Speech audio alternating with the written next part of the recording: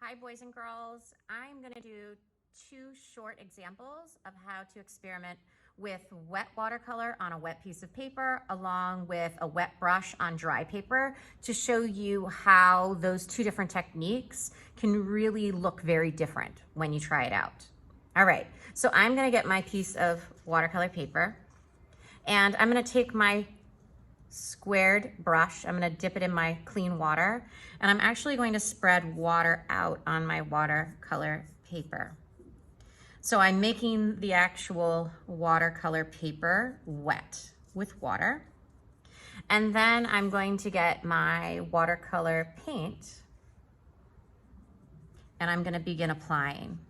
I want you to notice that the watercolor really is very beautiful. It spreads out and almost creates this really beautiful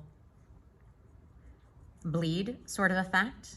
You can mix and blend colors in a really beautiful way to get this really soft watercolor sort of effect, okay?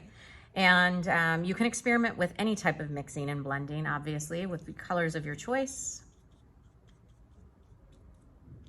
And as you can see, a really beautiful effect. I don't have a lot of control over what the end result looks like because the paint is gonna spread on its own, but it is a very beautiful technique. How is this different than wet paint or a wet brush on dry paper? I'm gonna show you right now. So I'm gonna side by side these pieces of paper, okay? I'm gonna go like this, perfect. I have a wet brush. I'm going to put some paint on this brush and then I'm going to begin painting.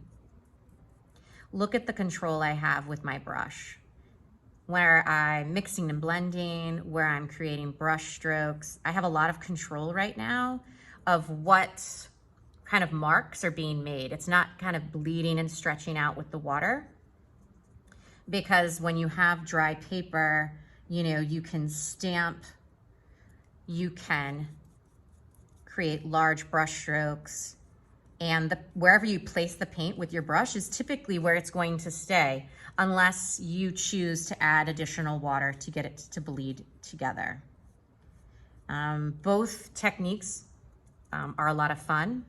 If you want to have a lot more control over your painting, you know, using a wet paintbrush on a dry piece of paper is probably the way to go.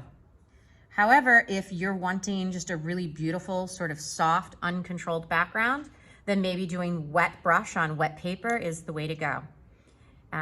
Enjoy this process, experiment, have fun.